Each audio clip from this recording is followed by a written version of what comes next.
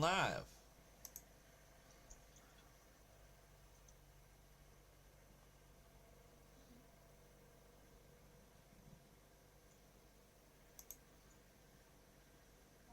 Let's check the tube. Yeah, check on it. Tell me if we going.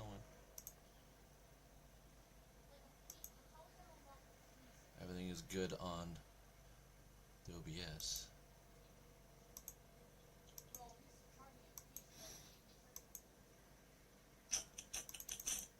Come on.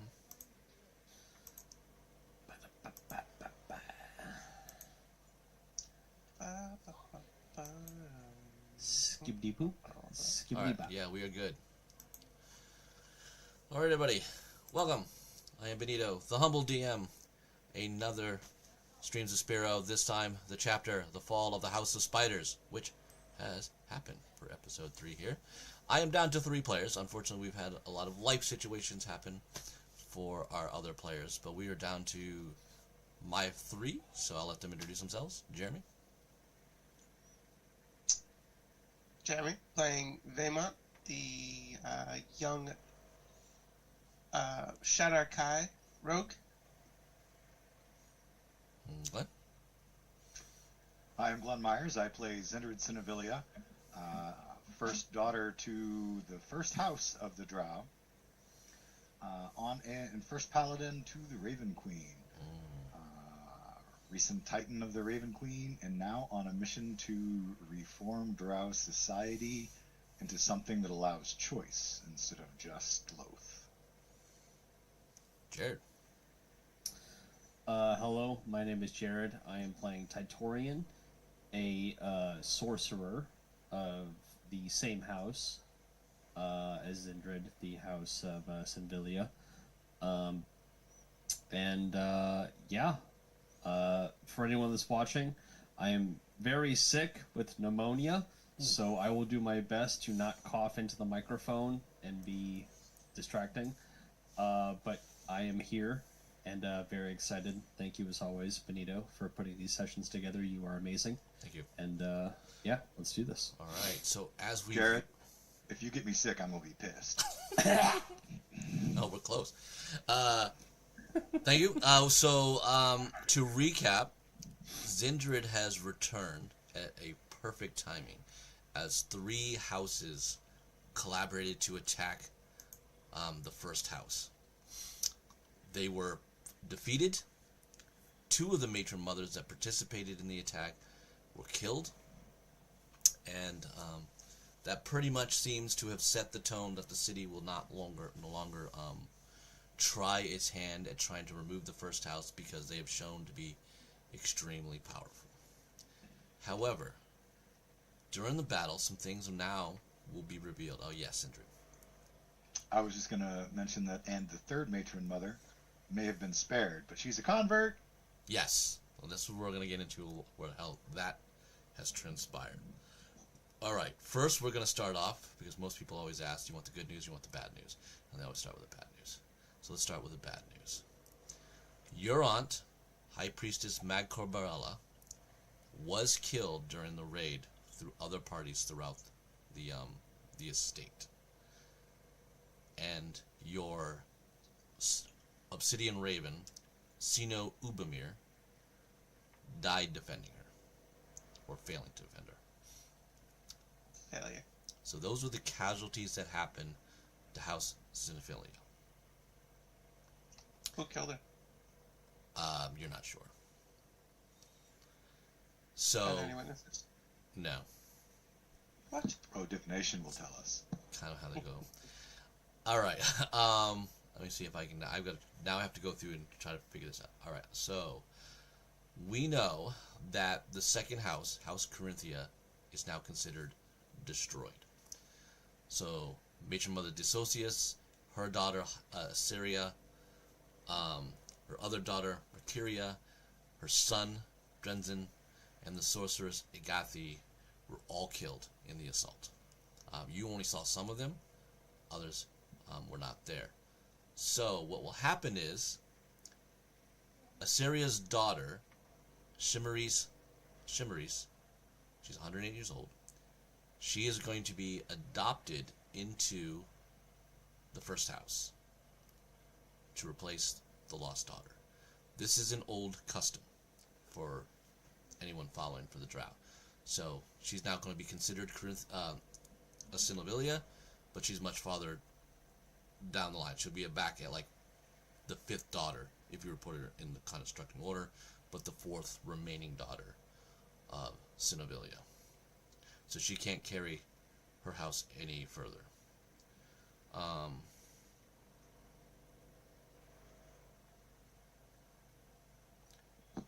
Can I jump in when you pause? Yes, question? It's less of a question and more of if she's going to be adopted into the first house for the time that Zindred has with her to try to help foster the change. Zindred would try to take that new sister, so to speak, under her wing and teach her the ways of the Raven Queen. She's going to follow Silk by your grandmother's decree. The second daughter of Dissocius, Lindoria, she is going to now be adopted to the new second house, House Maget. So my House Maget will move up, and they will receive. They didn't lose anybody. They didn't fight in the conflict, but to keep political balance, they will gain a daughter, giving Mother Filmasa 3 daughters now. All right. House Benaria, the 3rd house that participated in the conflict. Matron Mother, who survived, has converted to Silk as of Hestius's, your grandmother's, decree. It's part of her bargain of, you want to live, you will not raise up again like this with Loth, you will convert. And Benaria has agreed that that is something that she will rather do, yes.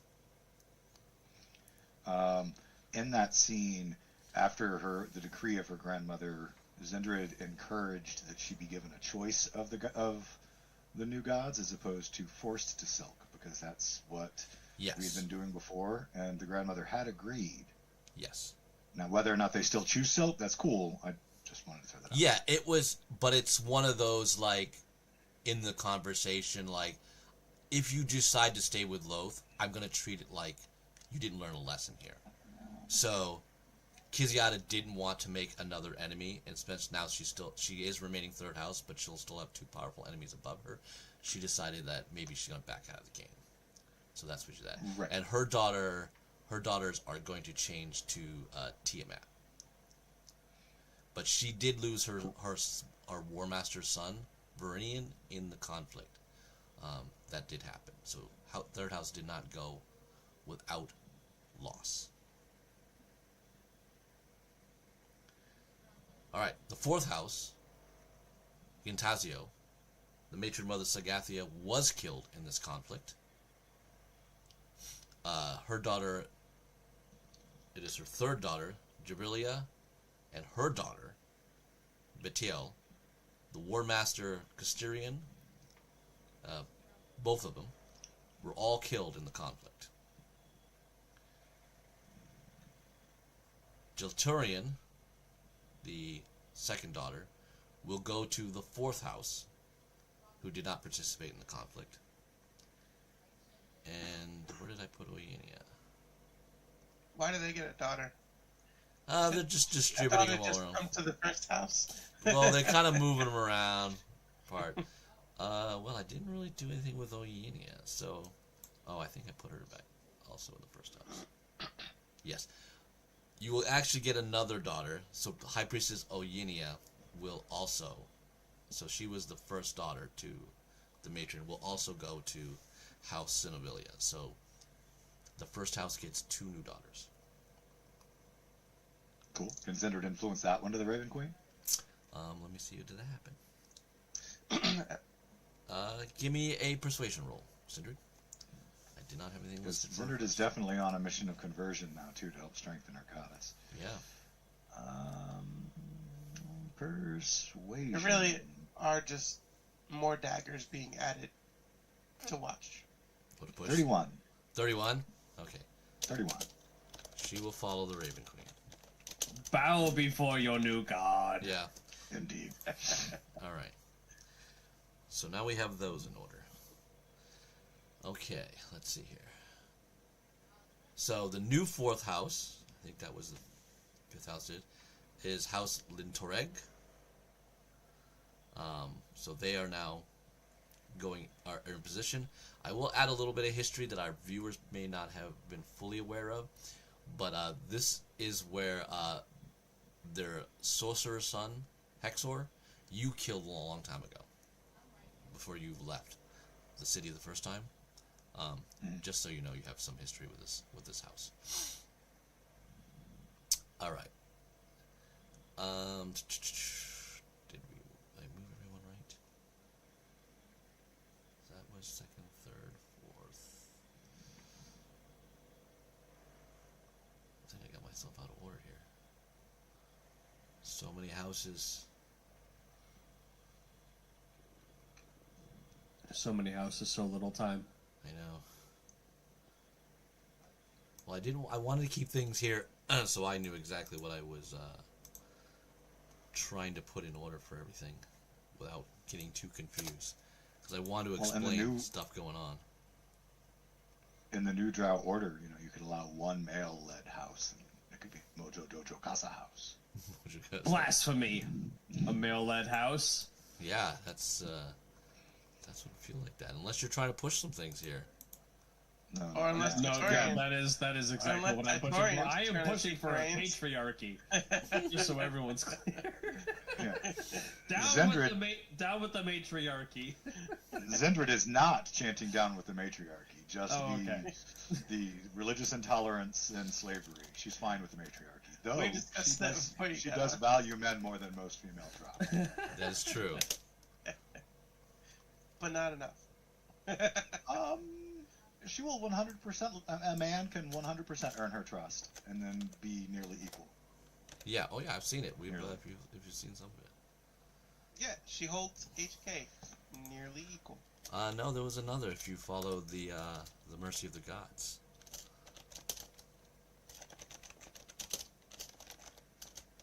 Was it the great old elf? It was Androsius, yeah. Yeah. we became friends in the end. Okay, is that right? Yes. Okay. So House Rentibor will go to be the fifth house.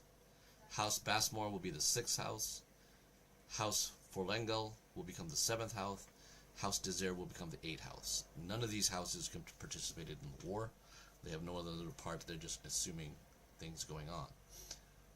However, your spies and informants will let you know the former 8th house, House Gusterian, and a low-born house, House Marquisi, have disappeared from the city.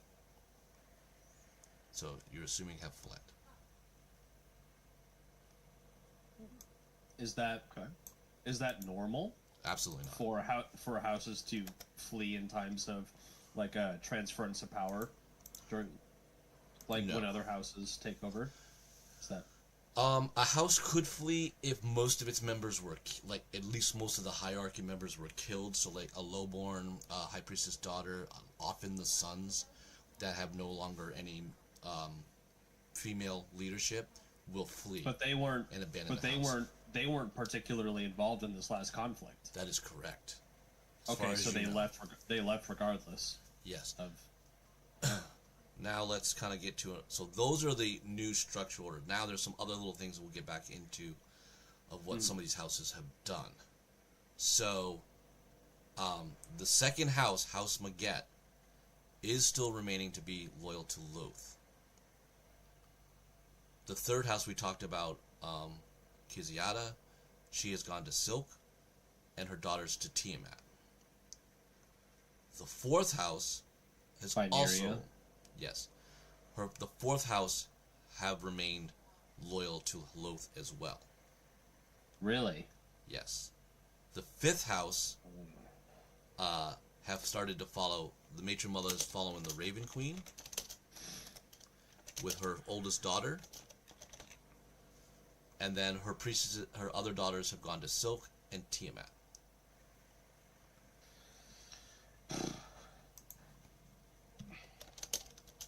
Lady Zindred, So sorry, just to be clear, the entirety of House Binaria, the fourth house, is still Loath. sworn to Loth. Yes. Okay. 2 and 4. Were the Drow not all Loth worshippers before? Everybody was Loath before. Yeah, everyone was. So this is a why now? because this is a bit of an after effect that has happened to Kiziata Benuria. So when your grandmother, or I should say this, your matron mother Cynvilia, said, "I know I'm going to allow you to live. We want to see change." Helping through her granddaughter speaking. But I would really recommend if you help us shape the way. So Benaria decided that I've already tried with Loth. 2 of her allies are dead. That she was going to try to repair her relationship with the first house, and decided that she was going to change. So she and her daughters have abandoned Loth and willing to take now the wrath of whatever the first house has done. But many of these. I'm sorry, I don't mean to interrupt you, but you said Binaria. Yes. That is the I thought third you house. said that. I thought you said that was the fourth house, and that's the one that's still sworn to Loth. Yes, the fourth house is Matron Mother Vestine. She did not participate in the combat, and she did not. So she didn't feel like she wanted to change to Loth. But the 2 houses that didn't fight in the conflict didn't change from Loth. Kiziata was the one that helped assault you in the. She was one of the 3 that attacked inside your own house. She gave up. So the main question that Vaymont that is asking Zindred is, if all of the Drow worshipped Loth until the first house transitioned to a different deity, why now are you allowing for another different deity to be worshipped? Like, how does another god, Tiamat, even come into this equation? No, Tiamat is worshipped in the first house. So the first house doesn't just follow the Raven Queen and Silk, but they embrace their entire pantheon. So different people within the first house also believe in these other gods. And this mission hasn't just been right now. The entire time I was gone on the surface and we were on our quest, Vaymont, the people here, the first house, was talking about change, talking to the other houses and saying, look, these gods are an option. They may not have been as missionary as we're about to be, but the beginnings of change were already in motion. And this was the first attack of Loth's followers fighting back against the power of the first house, because we were beginning to gain influence in at least a few people. I'm just concerned, mostly for your own safety and your family's safety, that you would allow your own family to split their belief in deities. Because could that not lead to inner war?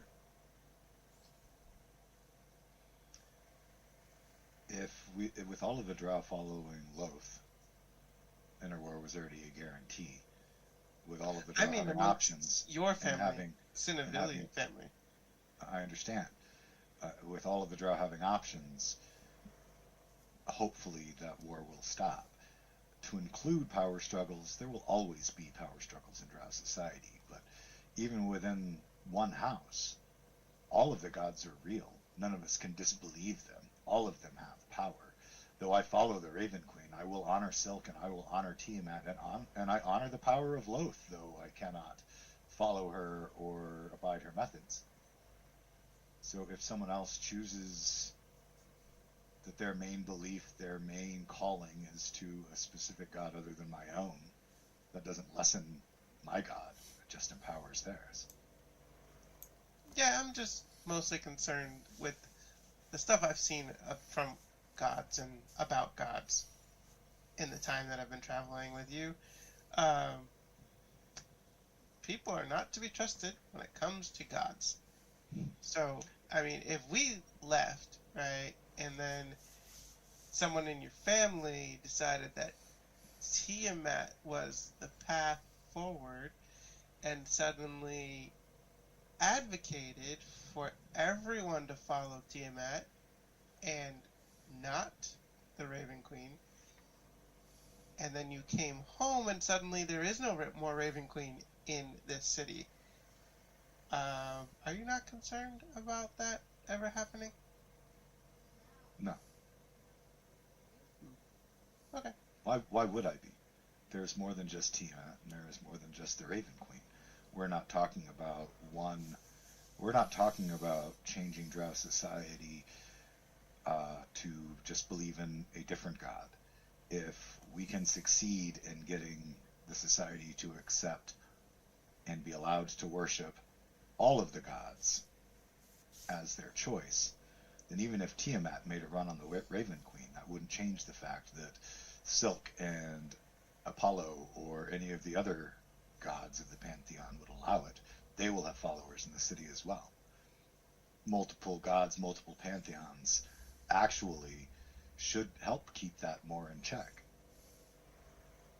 You would think that, but we kind of started killing gods, so I don't know. I feel like there's enemies that have been made. Just thinking outside the box. If I hear what you're saying. If I could please. chime in just for a moment, and Titorian will speak to Zindred directly. Are you in support of all gods of every pantheon, even those that are of a evil alignment, those that wish to do harm to those in this world? Well, I believe that there's a balance that has to be maintained across all of society. And there's a reason that there are gods of evil and gods of good and gods of neutrality. And up till now, the Drow society is known almost entirely evil. Very true. From no one but agree. Loth. Mm-hmm. I want to add one. Hold on, Glenn. I want to add one thing to Jeremy and Jared as you guys have come into a lot of this. Yeah, sure. The reason why there were more gods chosen in this revolt was because of the fact that it would have been, if you try to do a one-on-one in the city of Loth, the new god would have lost, hands down. So that's why it is known that the Matron Mother quickly diversified her daughters into choosing as many of these gods as possible, because if any more one of them were to rise, as you understand in religion, they would have more they would get a little bit more pockets of power, and a group would be able to deal with the quality of the one that was in the city.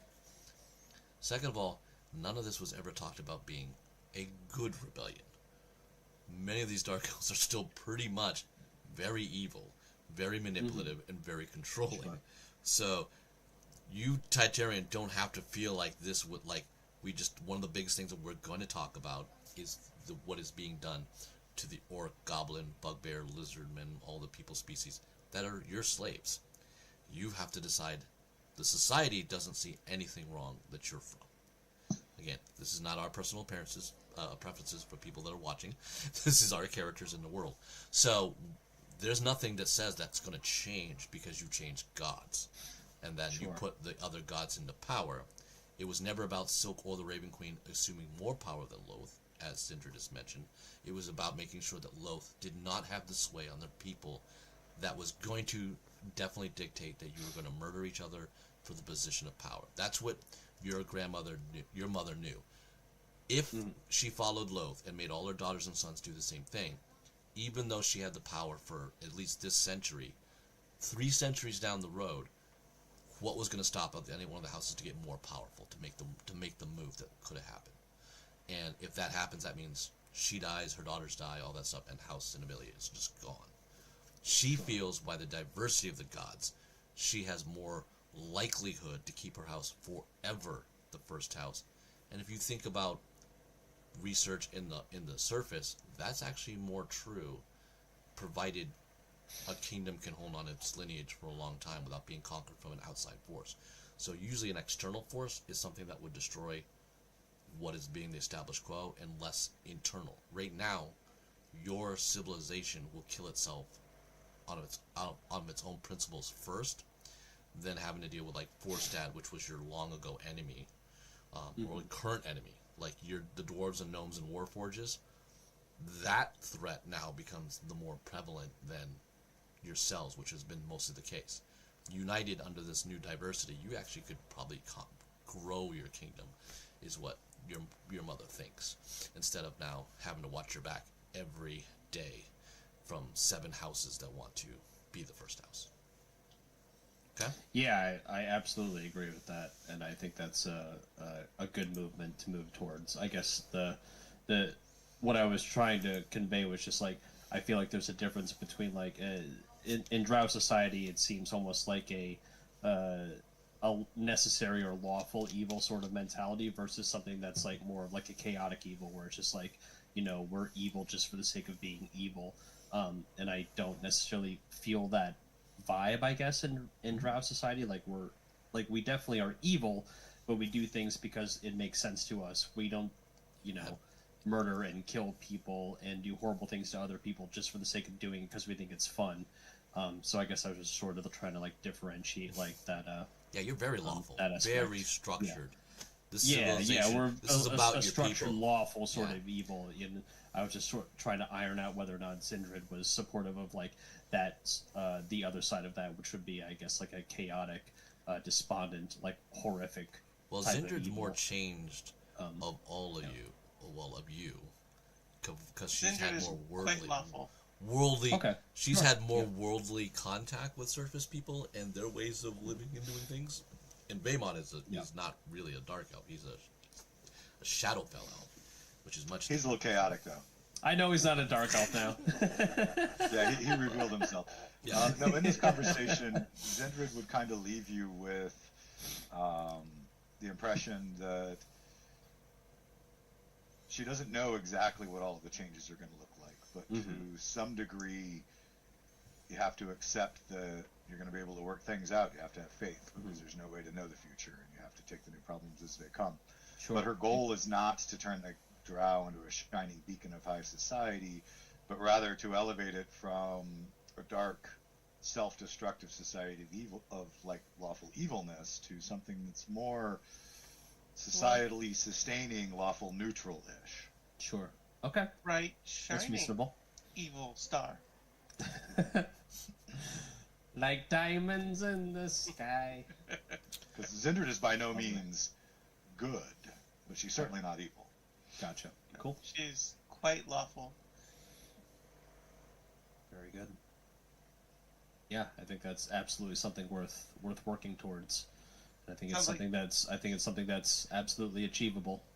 Sounds like Titurian is lawful as well. I am. Yes, I am. But You will notice that since she returned, she treats you differently. You're family, so she always treated you well, but even though you're male, since she came back, she treats you more like an equal. Yes, and that is noticed and taken into account, and very appreciated. I must say, Titurian, Thank you, my queen.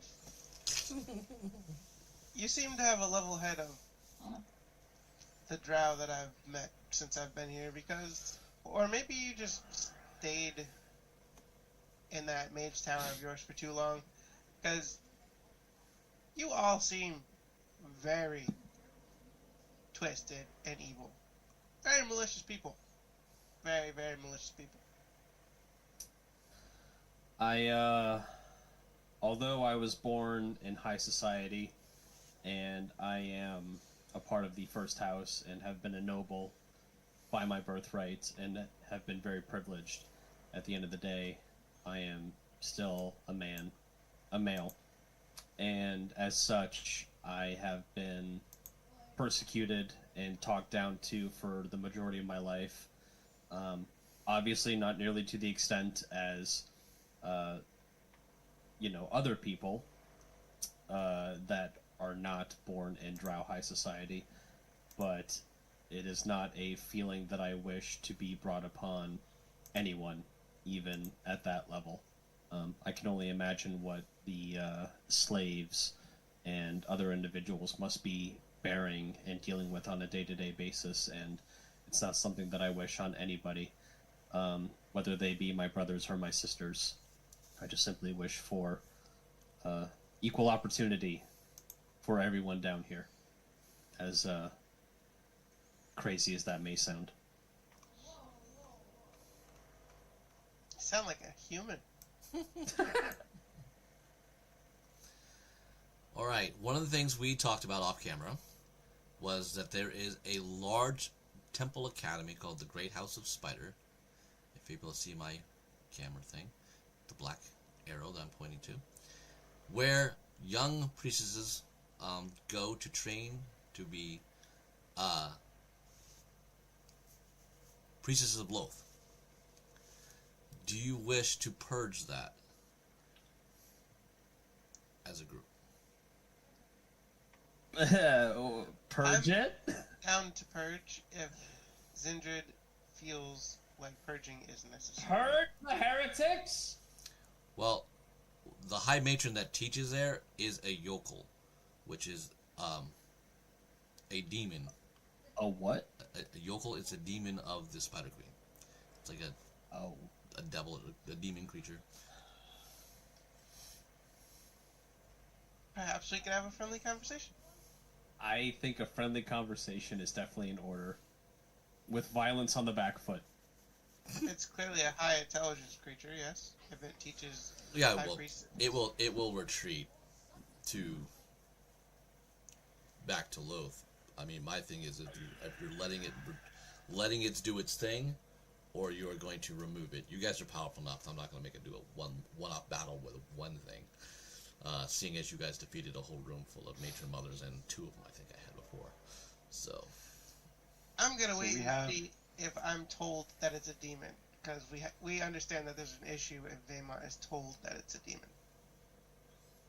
Understood, yes. Vaymont has a thing against demons and fiends. now he knows why. They create things like this, Vaymont. We have 3 out of 8 houses, but 5 out of 8 houses are still loyal to Loth. Without role-playing out, winning over more houses, I don't think Zindred would encourage a move against the House of Spiders, because the initial battle is won, which is going to start opening the doors to try to change the minds of other houses and other drow in the city. But until they get to at least half the houses, say, making a move against the training academy for Loth could incite the other houses to rise up against us. True. So the 2nd, 4th, and 8th houses still worship Loth, and those are 3 powerful houses. So that being said, I think I'd like to do the thing. House Bineria is still loyal to Loth, correct? No. They've gone to Silk because of what? Oh, my apologies. Yeah. Okay. Never mind. I was going to talk to Maltor to try and convert them, but I missed. Yeah, they have converted.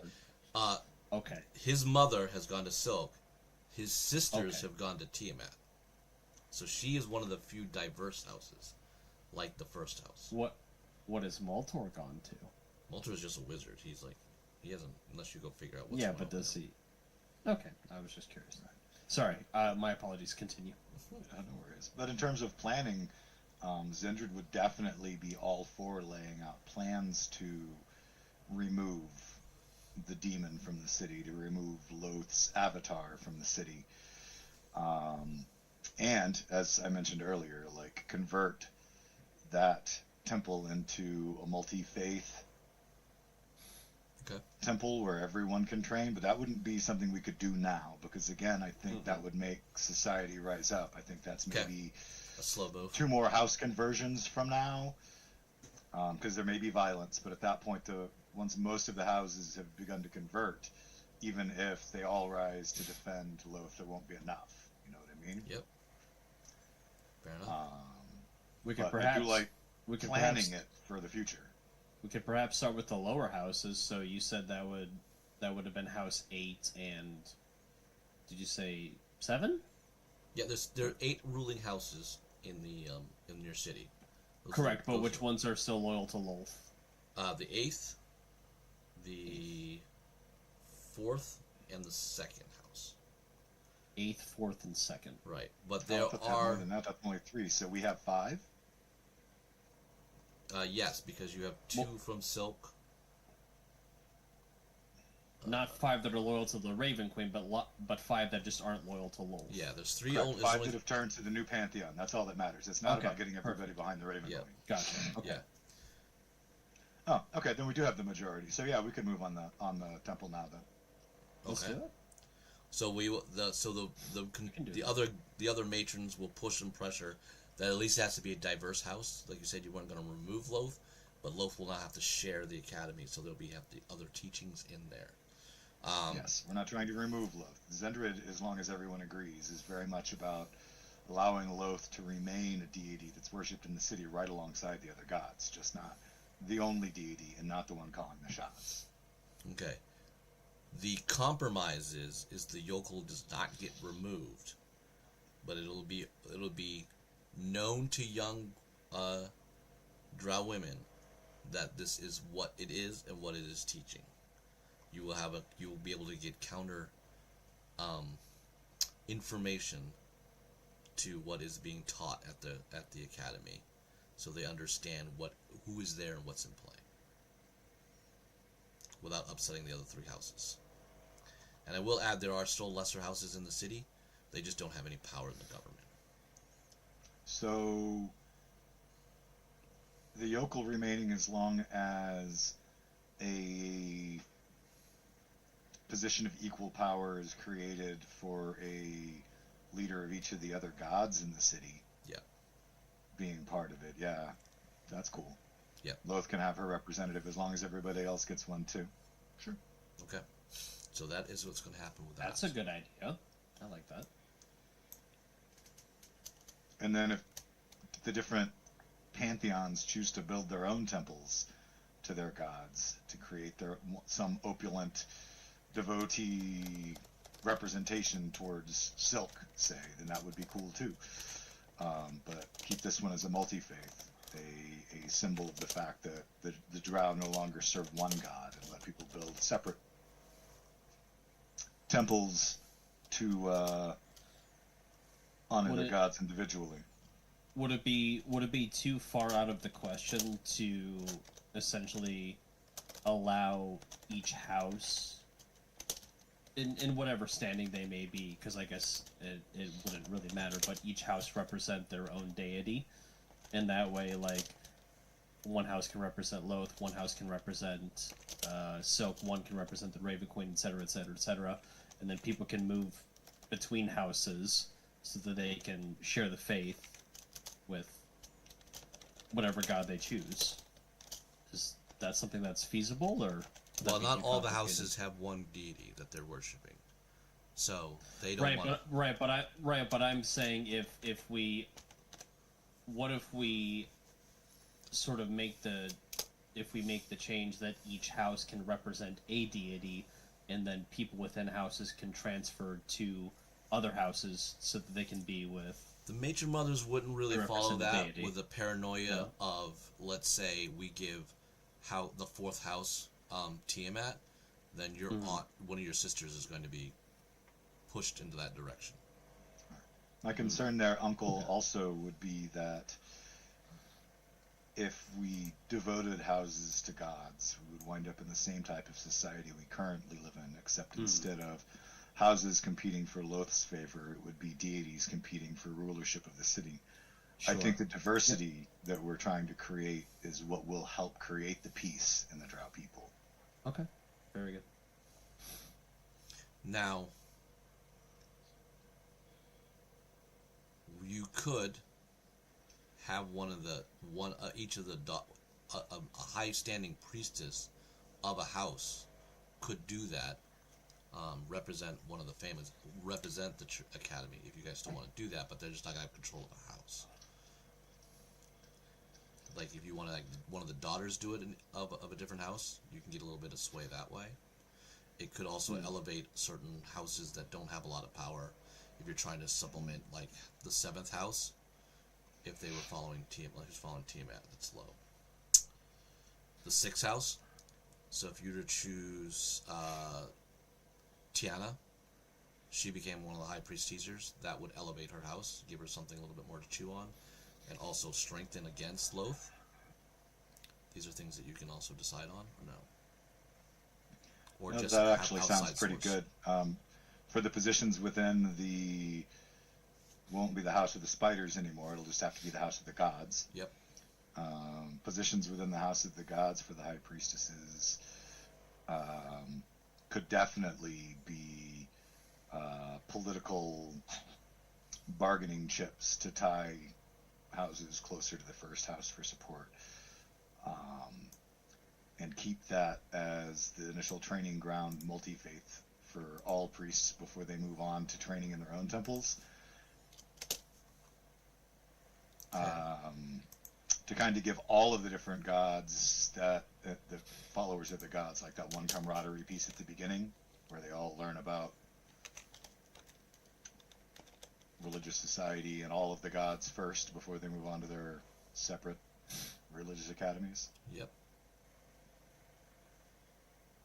And in future society, how well somebody moves up within a church could elevate the house too, if they're able to get a position, like in the academy, right?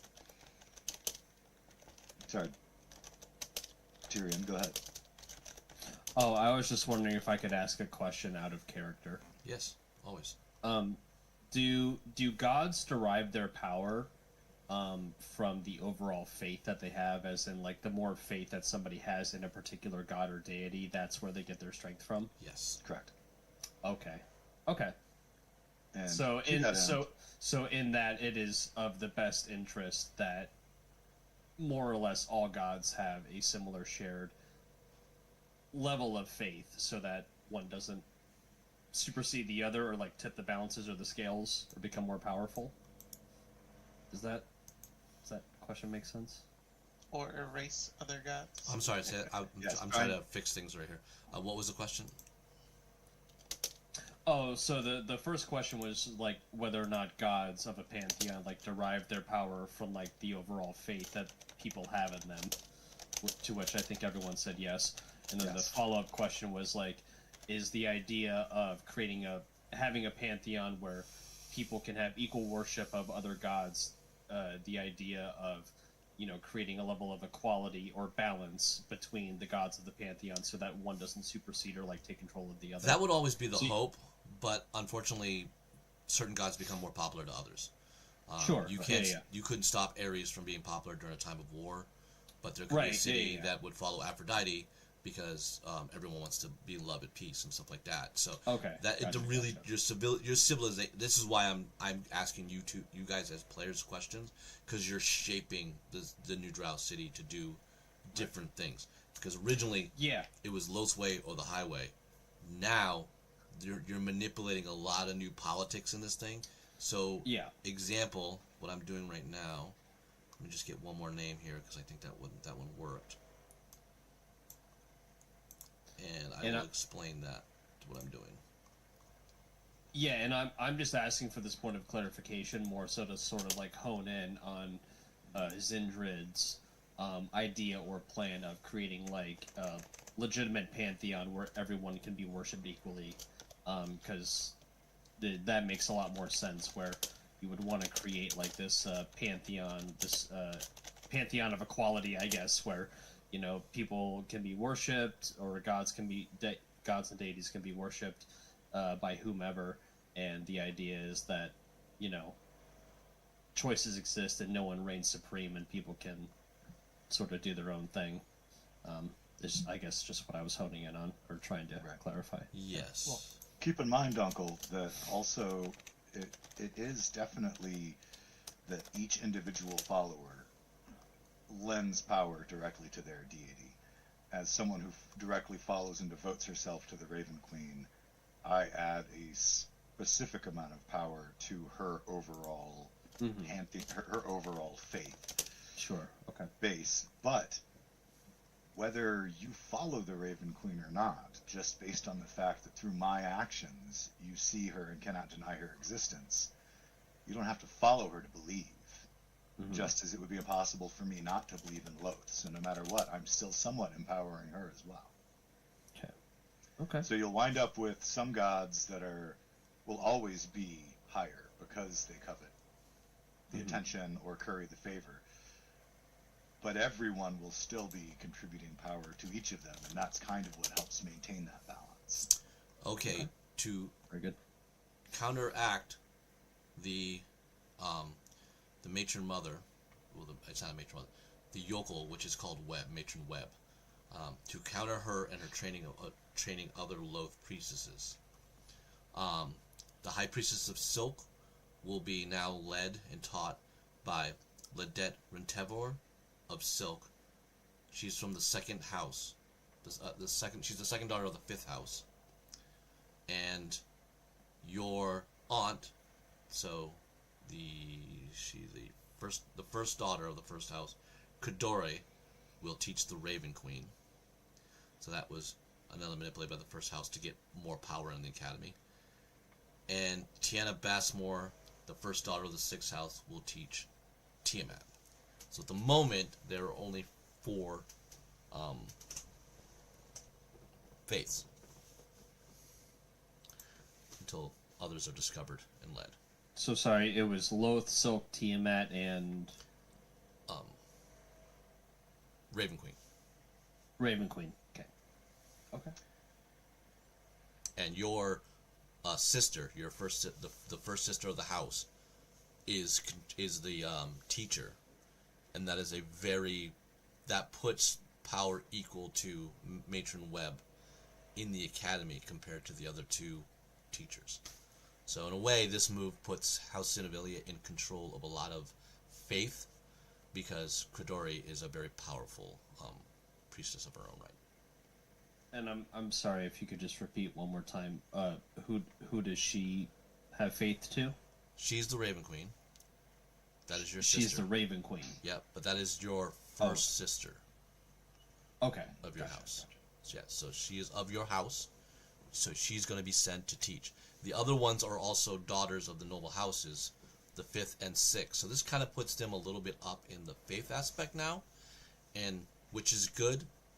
If you look at the politics of where your house sits, some of the people that you've had danger with, the one that attacked you, the 3rd house, and Maget, who didn't participate, that kind of keeps them a little bit more in control because they don't have an active daughter. They have to rely on Maget has to rely on the yokel for any influence and stuff like that, which is sometimes tough because it's the Spider Queen.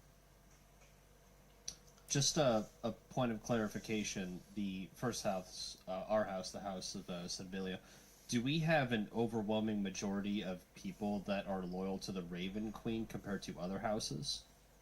Well, you have the only honor guard, well, I should say paladin order at the moment. There are no paladin orders in, or anything of effect in the house. Even for any other deities? No, because one, this was a gambit. Like this was an early revolution against Loth. So there wasn't any other gods. Most of the time they don't trust. Most women are trained to be priestesses. They don't train to be paladins. So Zindred was a different aspect. And then if you looked at her Raven Queen, they were all different classes before. Then they all decided they all kind of accepted this Raven Queen order and became paladins and trained and became a collective of a royal guard. So this was definitely a revolution change in terms of faith. So this could change later now that people saw what the Obsidian Ravens have done and how powerful they are. Many houses could be trying to build their own orders in regard to that, but there are no other paladins.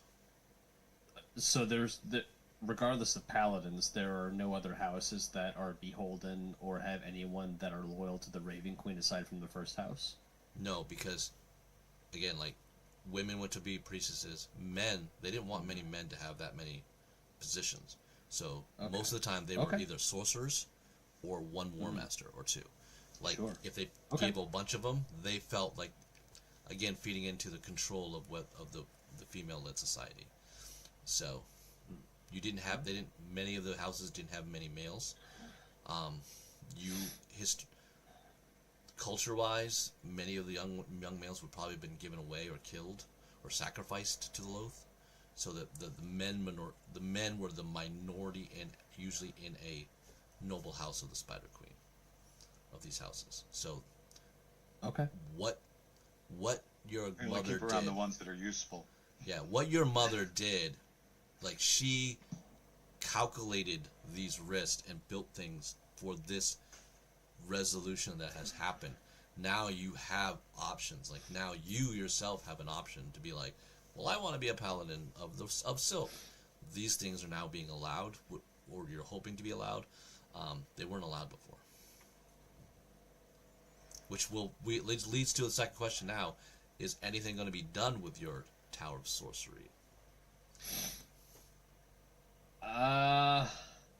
Well, before I want to answer that question, but before I answer that question, are we going to do anything about the?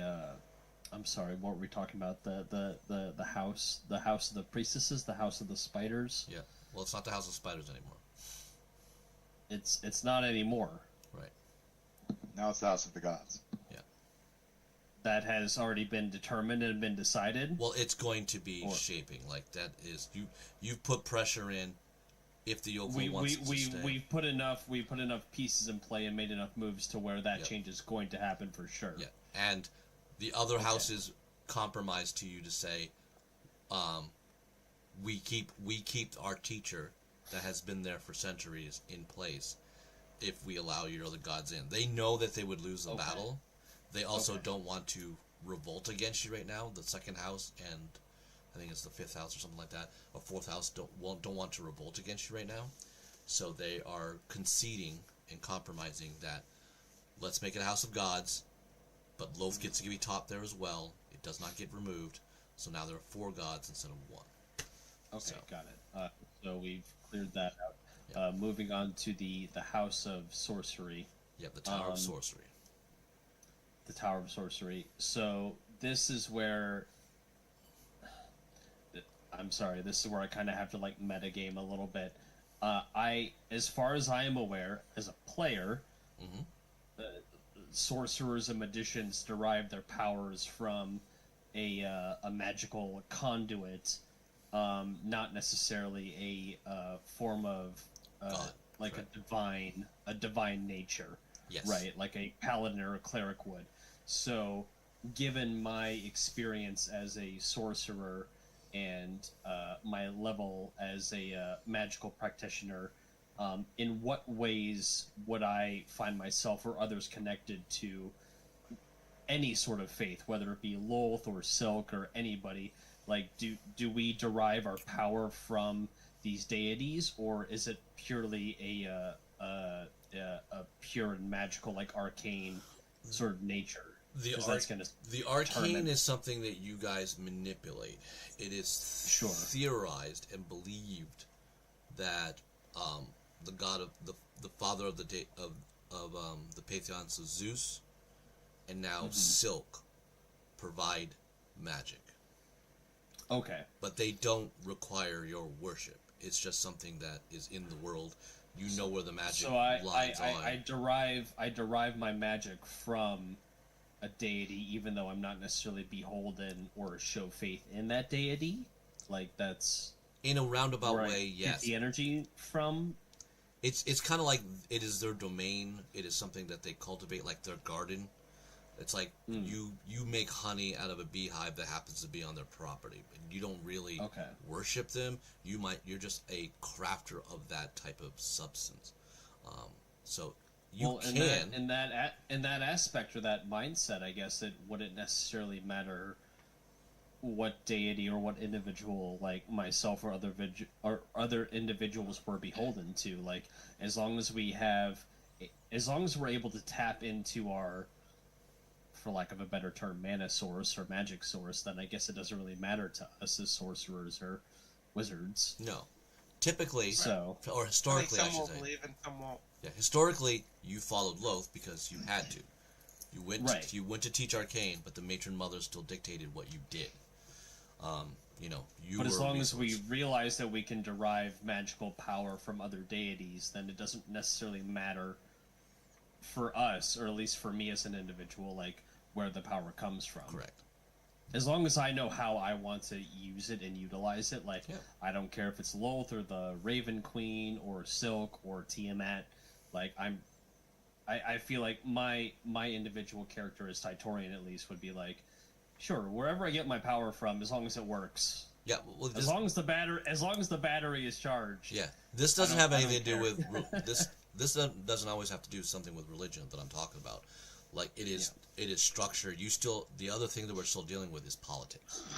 Okay, Sure. so 100%. the politics of the city is governed by 8 houses that are all faithful because the houses are all of faith.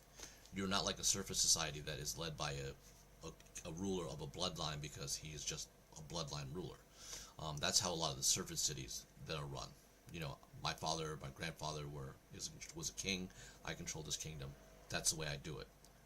I can follow Zeus, Apollo, Ares, because this is my kingdom and these my children can worship as I see it. Everybody here worship because Loth said, "This is my city. This is my realm. This is how you guys are going to operate. This is how the laws and the way things are going to be conducted." The only reason to give you magical power for a male was to be through magic, sorcery. So either wizard or sorcerer. So you are only afflicted by that. However, you've got to decide this is more or less who is allowed access to the tower.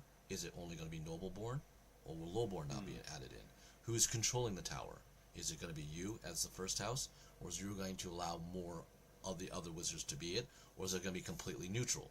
We don't care who's worshiping or learning, and what is the flavor of the tower now? There are not sons learning to be weapons to each of the houses. You can make it so I want it to be free. I want it to be a learning pool for just young minds that want to learn the outside realm. That is where those are the many questions for the Tower of Sorcery now, because it has before been a training ground for a noble son of one of these houses to be an extension murder weapon for Loth and the Matron Mother. Yeah, I think my personal perspective would be that when it comes to the powers of magic and the arcane, power over everything. Only the strongest should rule and decide what goes on in that area. So whether or not they are faithful, whatever gods they're faithful to, it doesn't matter to me personally. I care about what you can do and how you can do it, and if we're going to create some sort of a council or a group of individuals that decide who should and should not be let in, it should just be based on essentially your power level. Okay. You know what you can and cannot do. Whether or not you're devoted to Loth or Silk or any god of the pantheon, like show me what you can do, how you can do it, and whether or not we will accept you. And I think power rules over all. I'm gonna put this dynamic structure. I'm gonna put this dynamic for the three of you to think about. So Of the power of, I will say, magi, that are in the tower, Sorcerer Moltor of the 3rd house. So he would be the second most powerful wizard behind a mage behind you. my boy Moltor, I love him so much. The Warlock Sorry. O'Kenny and Sorcerer Brim of the 8th house. So 2 sons have power that go to the Sorcerer Tower. And there is only one low-born house, Sorcerer Vazaget of Rukurik, House Rukurik, that is tutoring. So there's not many right now magi of Drow that are in the tower. So That is where your dynamics lie. And I would point out the 8th house still follows the two men there follow Loth. And Moltor's house attacked you and converted. Might I recommend, Uncle, that if you want it to be a center of learning for magic above all, that it not just be above the gods, but also ruled separately from the houses? Perhaps have the most powerful from each house become members of a council that leads it and decides who will be allowed in and who will not? That's exactly what I was thinking. Yes. Also, how many of them are sorcerers versus how many of them are wizards? Most of them are sorcerers except one warlock. No, they're not been very rarely wizards because it is not it is not something that the matron's mother wanted to teach. So they don't mind them having magical power, but they did not want them to be getting wizardry power that you would know that Firebrand has the ability to get to a status level of. Right. They've been afraid they'd become too powerful. And he was always reading from his stupid book. Whereas my understanding is that sorcerers can just wiggle their fingers and make stuff happen. Yes. But expanding the Drow's knowledge of magic may not be a bad idea either, Uncle. And you wouldn't have to teach only the spells that help you become better weapons. You could expand into other branches of magic to aid society. I agree. 100%. Okay. It should, yeah, it should be, it should be an opportunity for everyone to take advantage of. However, we need to weed out individuals that seek to take advantage of it for the sake of taking advantage of it and see to corrupt it. And I think that we can weed those individuals out through their prowess and their strength in the arcane arts. Whatever faith they derive that strength from, I think it's indeed a test. Yeah, exactly. I think it's totally reasonable, in my opinion. Now, man, mind you, as I say that, I pull out my little book and I make a little toy spinning because you guys are just droning on and on and on.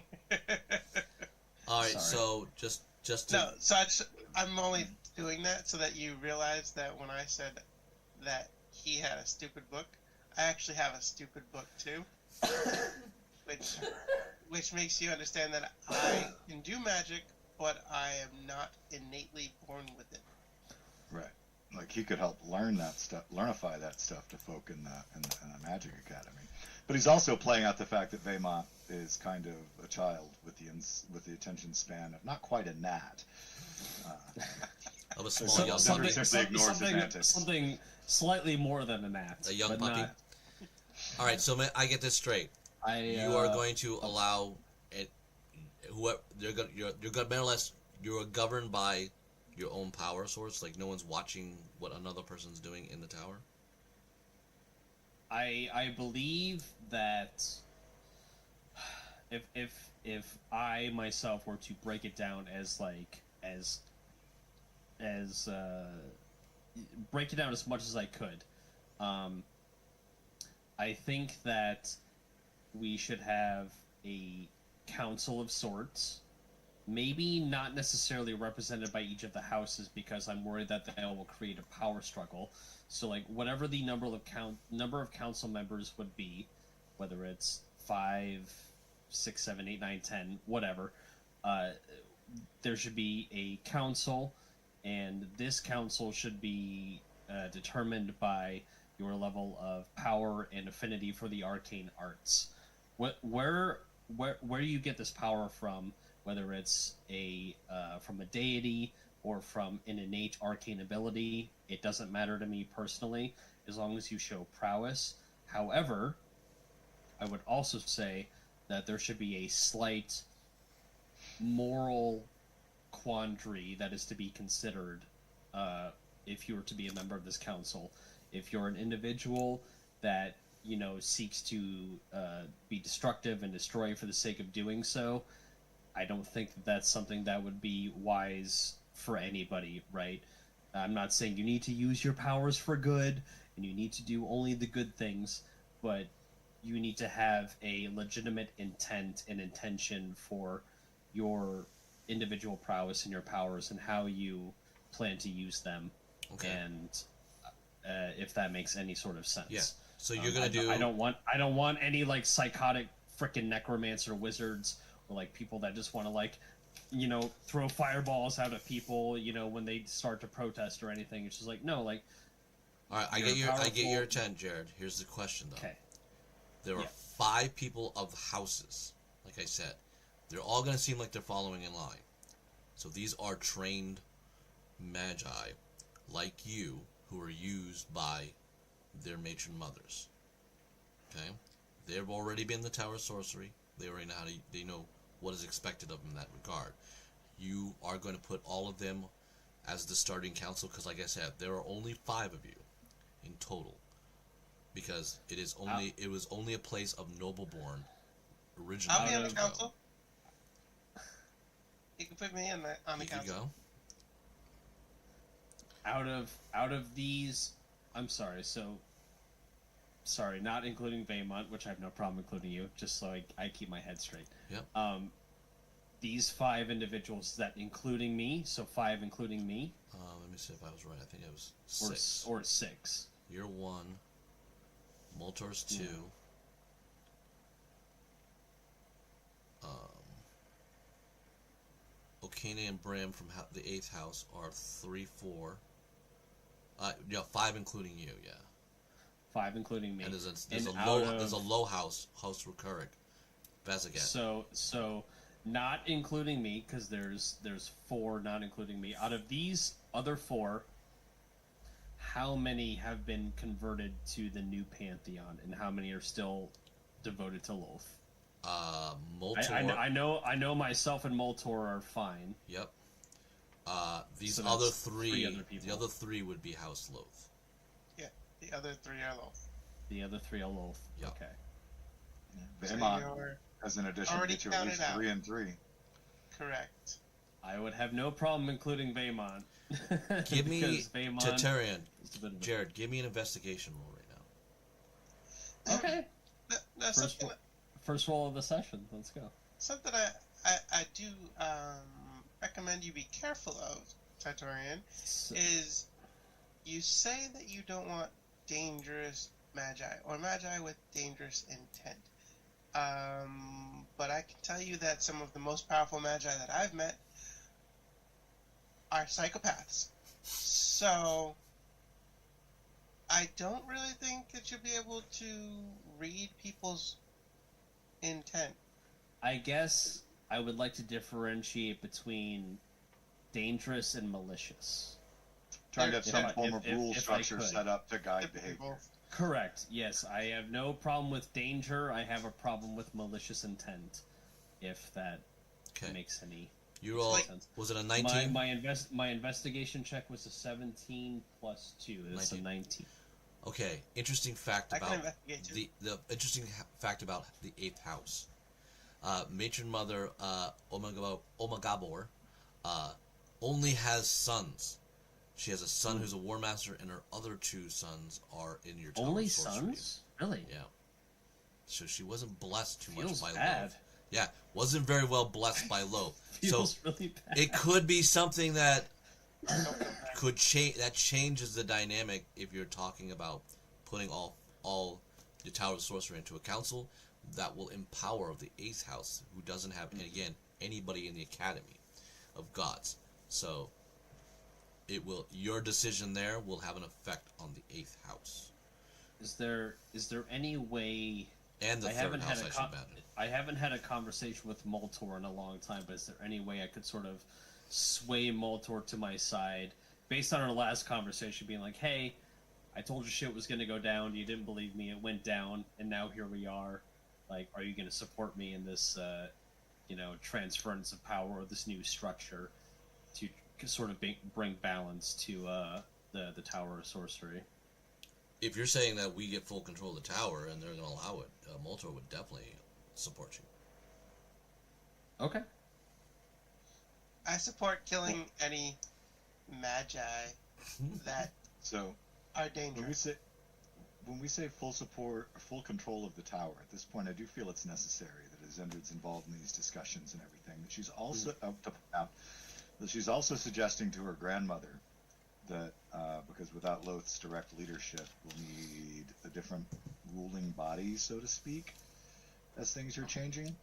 That she create a council of matrons, where the matron of each house has a seat on this council, but the first house, of course, leads said council. Lots of up and down and minutia and little details to hammer out for how power structures go. The 8 houses will still remain the ruling. They've always been the ruling government of the houses, of the city. I'm sorry, Cool. That hasn't changed. But the House of the Gods and the Tower of Sorcery would still be under the power and influence of the Council of Matrons, not its own entity. As much as possible, it is the way of the city. It's always been about training to get to that point.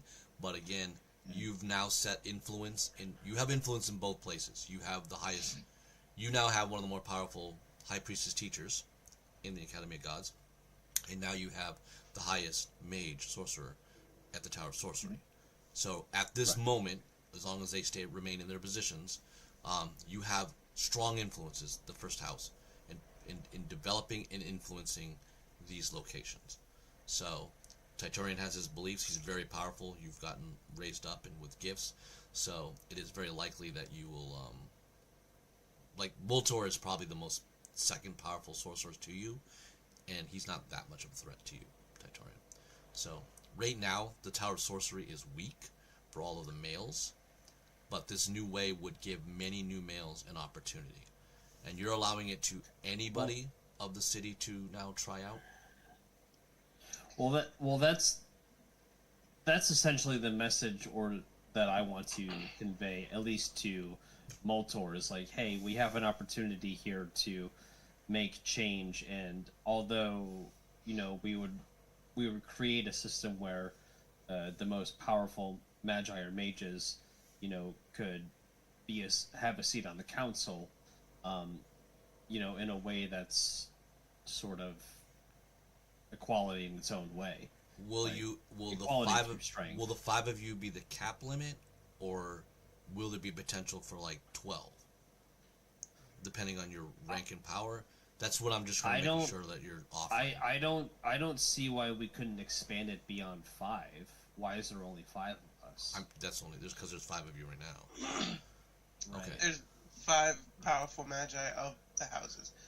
Well, I will. What if we do 1 magi per house? So that would be not all 8 the houses. not all the eight houses. Magi. Not all the houses have a son that are in the Tower of They Sorcery. don't all have. That's what I'm But saying. you could leave that open. Why? But why if is they it? have the one. Okay, I'm sorry. I know I'm getting like way too like meta level deep, but like, Nope. why is it only limited to sons? Okay. Like, why couldn't we employ like a female magi or a magic Sure. user? Okay. So you Zindred want to was say? going to ask if you would allow women. Yeah. So you want to say there will now be, as there are 8 council houses, the powerhouses. You're going to say that will be 8 seats. So each of the houses Sure. will have a power. Yeah. When they don't have Yeah. anyone there, how do you resolve it? It's just an empty seat. But I guess my question is, why wouldn't they have anyone there? Are you telling me that there's no one? There are no if we're- female trained as a magi. None. Well, then we could train. Never been done. Yep. Right. You're And then leaving not it every open. house has a magi right now, apparently. Yeah, you're talking about 100 years before that will happen. But it is something Really? that you're opening. Well, you're talking about a young dark elf to Even females aren't. There's Never. no history of females being trained as There magi? is. This is going to something I'm going to. You will find out one thing. There's a magic pawn shop called the Eye of the Beholder. A female sorcerer is there, but she is of no house. She is a cast. She's basically a lowborn cast off. Well, not a cast off. She's just lowborn. So she doesn't have a house of any power structure. She dabbled into sorcery because of apparent interest. So you could elevate her, but she has no house. And that will get things a little riled up. She is lowborn. Yeah. That's why I'm You're asking you starting to very dabble. specific questions. She is You're lowborn. starting to dabble in Yeah. actually causing real problems in your Right. political. So sense, I will right? tell you, every Okay, fair enough. daughter, it was very, very, very important that they worship Loth. Again, like I told you, the more people that worship Loth, the more powerful Loth got. That's the disparity of God. So with this, she has taken a big power vacuum loss by this failed rebellion. Silka and the Raven Queen have neutered, not neutered, but they have significantly give Loth a blow from her power base. I I think that it would be our due diligence to raise and nurture individuals in the arcane arts, even if there are not individuals that can represent every house right now. We, as a society, should make an effort to make sure that those houses are represented, even if it's 50 years, 100 years, 150 years in the future. We're setting groundwork here. Yeah, and I think that's reasonable. Like even if we only have 5 people right now, we should look at the other houses that don't have people available. Like, okay, how do we help you? You know, raise and nurture an individual with arcane powers that can be on the council, that can have a seat on the council for the tower. So that would be my personal Okay. So opinion. so Moltor will agree that if you want to leave a spot open, let's do 8 houses and then 8 seats Sure, in the Tower of Sorcery. Agrees. We have 5 filled. There's 8 total. O'Kenny, Brim, and Vazaget Now, will mind you- not agree on this. They think Yeah. it should be the You 5 lose if you make it that way. If you don't bring me in onto your council, you automatically lose whatever you decide to do. Vaymon's not stupid. He's actually more intelligent than he gives off.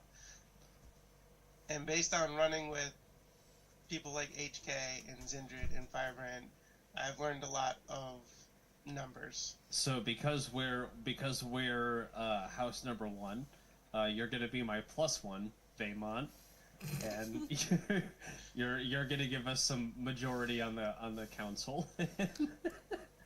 Well, that evens, but then it gives the argument that O'Kenny and Brim will mention that they are 2 of 1 house as well. So if you're saying only 1 house gets 1 vote, then either O'Kenny is out and Vaymont's out. So it is a vote between you, Moltor, and Brim, which does favor you in that aspect there. But that also depends if you're going to allow the outside house. Remember, that's not an ace house power. Baguette is not of a house of power. And he's trying to get in as well. If you don't, you divide half your members of the Tower of Sorcery in support of you. Uncle, I just want everyone to be happy, man. Welcome to Drow As I'm Society. As I'm continuing to spin this little topic and talk at the same time. So, I also noticed that you said something about adding people that worship deities and get their power from deities to your magical tower. You shouldn't do that. That's an awful idea. Because the only people who get their power from deities are your sister. And all of those people who should not be in your magical tower. They don't know how your magic works, and you probably don't know how their magic works. Fair enough. Uncle, perhaps you could take the 5 that you have now and create the solid council as it exists. But we're a long-lived race. You could choose a time of growth and say that we will be the council for the next 200, 300 years while we grow the Tower of Sorcery and cultivate men and women of magic. And then at that point, in 300 years, 500 years, whatever you and your council decide, set the intention to restructure the council with representatives from each house.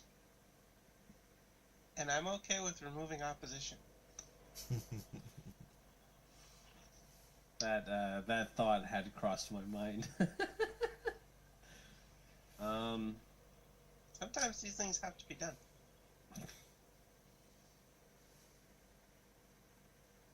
It is Titorian's intention to create an environment where people that hone their abilities and train and are proficient in the arcane arts are taken seriously within the tower. And if this is a process, and I would like the issue is I'm trying to flesh out like how each house is going to be represented or not represented in the next 100, 200, 300 years if we're going to be doing away with that process altogether. But I'm trying to find a solution where like everybody has equal representation and people have an opportunity to train and prove their worth at the tower, and yeah, I guess go from there if that makes any sense. Yep, you just So gotta it sounds decide. like what you. Go ahead, Jared. So it sounds like what you want to do is you want to kind of hold like a audition, kind of to fill Basically, your yeah. spots of your council, because Yeah. I mean you're already aware that. I'm gonna pretend that he said that there was a female sorcerer running the shop and not you, Ben. Because you're already aware that there's that female sorcerer who runs the shop, right? Mhm. Though she, as you said, is houseless, you want the council to be the top 8 or top 12 just most talented, powerful sorcerers of this realm to rule that particular branch of your government. So why not just figure out who amongst your entire city would fit those spots? Because then you're not saying only the highborn can be and only the lowborn can get these spots and you must have a house to be here. And you're just saying if you're talented and you show promise and you want to teach others, then you belong here. And that is exactly the outcome that I'm going for. I don't care whether or not you're highborn, lowborn, whether you follow this god or that god. I care about like what you can demonstrate, and I do care from a moral standpoint, like what your intentions are, like that's something that is important to me. Are you seeking a position of power just to dominate and control and destroy others, or are you doing it for, maybe not necessarily like altruistic, super good reasons, but like you have a reason for why you're doing it, and I feel like all of those things should be taken into account. Okay, so I'm gonna say there are 7 of you who have demonstrated power. Okay, there's 6 of you, so Vaymont and yourself, Moltor, I said Okeni, Brim, and Vaget. Those are the houses. And the 6th would be, the 7th would be the sorceress from the Eye of the Beholder. So we're going to put them, so right now, they'll all be among the council right now to be able to learn and teach. Okay. But you're not capping that there could be an 8th or a 9th or a 10th or 15th or 20th. The council Correct. could get bigger depending on how you all feel that the structure is powerful enough. So at the moment, it'll be the group doesn't grow until the 7 of you majority vote a new member in. So there isn't a cap, but it's a majority member of the 7 of you. So you are now the 7 majority vote. Okay, so we have to majority vote the next person in. Okay. Okay. Yep. And mind you, my position at the table would literally be the seat next to yours with my feet up on the table, because my magical prowess is not at the level of probably any of yours, so I don't actually belong there. But I am your second. I am your voice. Well, I am to help your voice be louder than everyone else's. I think, again, I know this is adding another level of like nuance and like complication to the matter, but like not only would magical and arcane prowess be a factor, but also like one's level of experience, right? Like even if an individual wouldn't necessarily be able to do the things that like myself or somebody on the council could do in like an arcane nature, if they have enough life experience and prowess to where they could offer advice or insight on any sort of issue that we may want to discuss, like that individual should also be considered for having a place on the council, even if it's just like an honorary member, maybe not an official member. I think that would be reasonable, if that makes any sense. Yeah. Sure. You have a lot of Plenty of you have a lot of life in it. voices now to try to convince in your future now. Yeah. Yeah. All right, next thing and the last of the big influences around in the city is what you do with the training house. So this is a fighter guild house for war masters. So very similar to the priestesses and the wizards.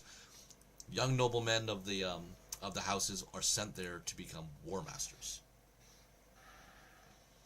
I would recommend, Yeah. Titurian, that maybe just the first, I don't know, like 3 mages, you might want to have Zindred sit in on choosing who they would be.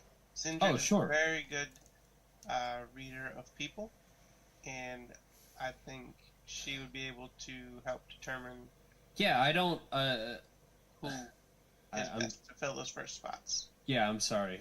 Again, like adding to just like the depth of this stuff, and I apologize. I don't necessarily think that when you're adding people to the council or to the hierarchy of the Tower of Mages, that it should specifically be the people that are already within that group. You should absolutely be able to have your own set of council sit in, right? So, like, if you have an individual or 2 individuals or 3 individuals who are just like, hey, I know they're not a part of the council, but, like, I trust these people with my life, based on their experiences and their talent and all the things that they have, we're all going to sit here and have this conversation together, and I'm going to take their opinions to heart. I think that's totally reasonable, 100%. Yeah, what's going to basically happen to wrap that up, just to go with that, is people will have to go there, train, or show magical prowess. And if they want to be a part of the ruling, they're going to subject themselves to an inquiry, and then the 7 of you will vote. You will be judged. But all of you, like right now, all of you are part of it. So Zindred cannot give you advice, but she's not part of the council, so she can't vote anybody in. It's just the new. Zindred has the old members. One last piece of advice on the Wizard's Tower. Yep. What if, Uncle, to remove the stress over whether or not each house has representation, etc., or any house any one house becoming too influential in the council? What if being a member of the ruling council for that tower requires that the members disavow themselves of their previous houses and devote themselves only to the tower?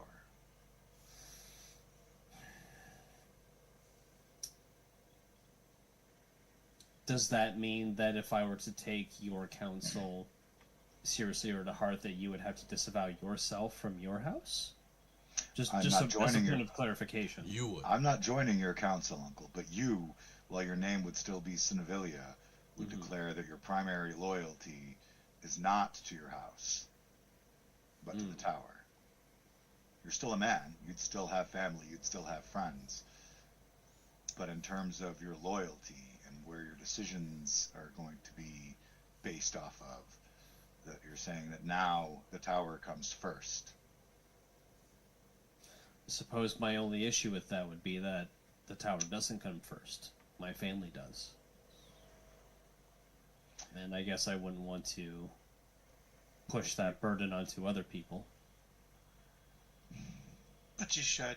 If you're trying to create a school of magic that is fair and accomplishing all of the things that you would like it to be in a society such as ours that has such deeply prejudiced house divisions, the only way you're going to be able to have peace within your own walls is if those ruling it, and I'm not suggesting every member, not every trainee, but those ruling it.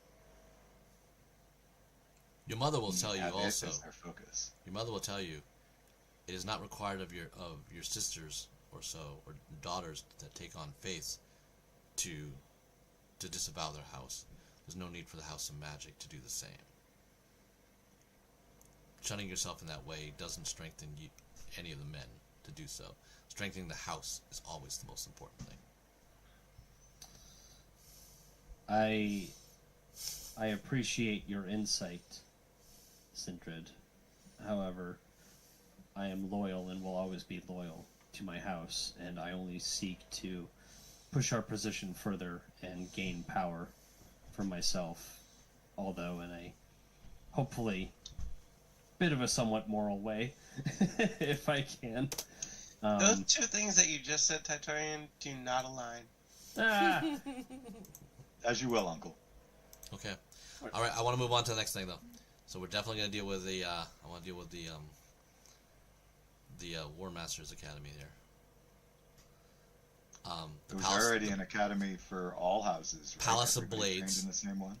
Pretty much. Well, Palace of Blades is where the nobles go to train to be War Masters, and they will train house guards, stuff like that. If we're diversing the city and we're looking to power, Ubin suggests that War Masters still remain. A noble son can still go to become a War Master, but young men can now go into the city and become like captains or join other houses through a draft. So the first house gets first pick of the finest warriors, and they would go through a draft system to help continue the ranks of the 8 houses. That seems reasonable, yeah. It doesn't seem like there'd be a lot of need to change that. It would still be a training academy for warriors, but expanding it to lower-born families and soldiers to train and then get drafted into the armies of the other houses. Yes. I mean, that's an excellent way for someone who was low-born to move up and become associated with a higher house. Let's see. Of course, the Loth houses disagree, but they're going to be outvoted in that situation, so that is the way that will play itself out. May I throw something at you specifically for the Raven Queen's Ben? Yes. Somewhere near the compound of her own house, Zindred would start looking for a building to create a hall for the Raven Queens, Order of Paladins. Okay. Though the priesthood would be welcome there as well, but the focus would be for the Paladin Order of the Raven Queen. Okay. And specifically, she wants to send missionaries, so to speak, basically religious teachers from the priesthood and from her own paladin ranks, people who would be good at talking to all classes of life, because her intention is to preach the Raven Queen and recruit followers not just from the noble houses, but specifically from the common people and the lowborn as well. Okay. Sounds like if you want to do that, you may have to start recruiting from the more uncouth parts of your city. I believe they would be best at talking and converting people. Zindred has realized that the way that the power structure for gods works is a giant popularity contest, and she knows that most of the other nobles will not deign to go this low. And while she's not specifically trying to create an inequity, she is trying to ensure the power base of the Raven Queen, so she will spread the following wherever she can. Okay. I just mean to say that from the Dark Elves that I've met, y'all are not good at talking to people. Have you met me, Vaymont? So, you're not the best at talking to people at all times? Most of the time you are. Absolutely. Occasionally, though, I understand that you're a drow. Well, we all are what we are. Okay. Is there anything anyone else is thinking of? Those are the three. So basically, you have the government of the new houses in order. I think everyone seems to be accepting of the destruction of the 2 houses, the promotion of other houses, the relocation of daughters into broken houses that were gone. The academy now is diversed into 4 gods. The Tower of Sorcery now has 7 members, and for the first time, a female is a member of that. And the the Academy of War Masters, or so to speak, fighters, is going to be drafted. So young lowborn can now find themselves in highborn house in a highborn house to serve if they show promise with the blade. The rest of the city will go as normal. Each of the houses are now going to relocate and take over houses that no longer have people in it, and will develop with these new ideals. And this is a very big change because men are starting to get a little bit more say and taken into society a little bit more. There is not a lot more paranoia, as there is a lot of blessings to what the Raven Queen and Silk are, and some strength by those that worship Tiamat. They show some favoritism in that as things move on. You guys are good with where we're at with that? Mm-hmm. Okay. I'm gonna leave. Yes, sir. I'm gonna leave one little note to you, Zindred. Give me a wisdom check at advantage. Howdy. Just straight wisdom, not a save, just a check. Just a check. Yeah, you're not saving against anything. It's what you get is a feeling. Yeah. How about religion? Should I sub religion? No, it's more of a feeling. It's not like what you know. It's definitely internal. I'll explain it when you get the roll and where you're at with it. Let's see. I've got a 21. 21. Awesome. You feel an old friend in a strength of position with your Raven Queen.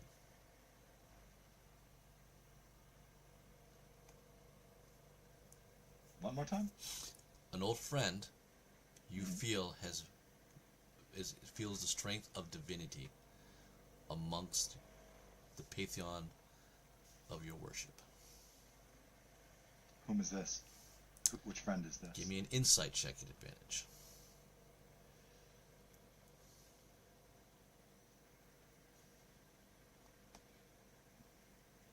26. Holy shit. You shared quite the adventure, personally, the two of you together. You feel that there's a new elven god. Danu is no more. Oh.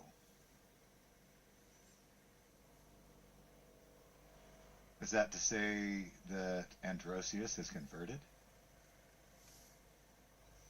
You just know he's amongst your Raven Queen.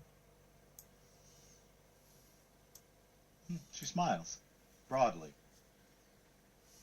about nothing in particular in terms of anybody around her being able to tell. Awesome.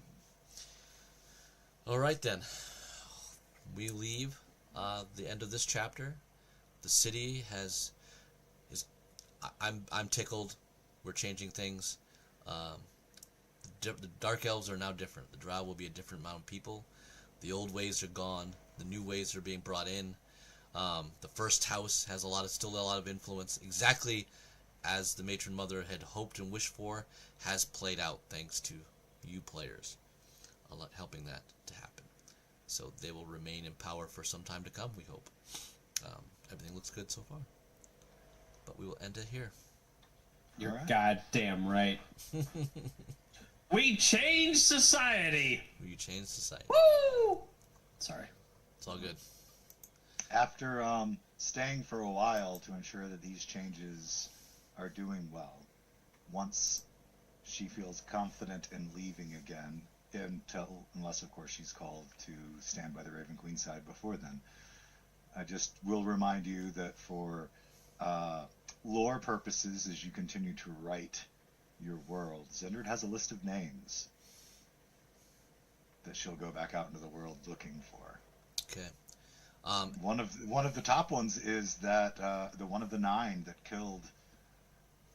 Holy crap, I Rydell? can't think of his name right now. Yes, Rydell. Yep. That guy's at the top of her list. Okay. She vowed to find a way to end him permanently. So. Yeah. Definitely, at the end of this, I'm going to have you guys write a lot of exit notes. So Cool. chapter things can be built on and moved on. So some of them will happen. You hope to happen. Others will be plot points for for children or players you play in some aspect, or other people have to play. So if someone plays your daughter, whatever like that, those are things that may have to be very important to them. But thank you guys. Although we were a very small group, very intimate, this was very, very rewarding to see exactly what you guys have done. So we have one more chapter to fulfill, and then Streams of Spero will officially have closed its campaign chapters. All right. So one more, folks, for the Lich King, the War of the Lich King, and then we'll just have the old ways. Well, you'll still see some of the effects of Streams of Spero into old ways as that continues. And then, like I said, as I finish that, Streams of Spero will have a new chapter. As if you've listened to the podcast of Tabletop Journeys and stuff, as you know, I've done a lot of this before. We'll be doing similar to that. So the children of these great heroes and the myth that they created, the mythology, will be what they'll be talking about as many more chapters go. Because we're still young, right? We can still do this. We are so young. Yes. All right. All right, folks. Thank you much. We will end this off.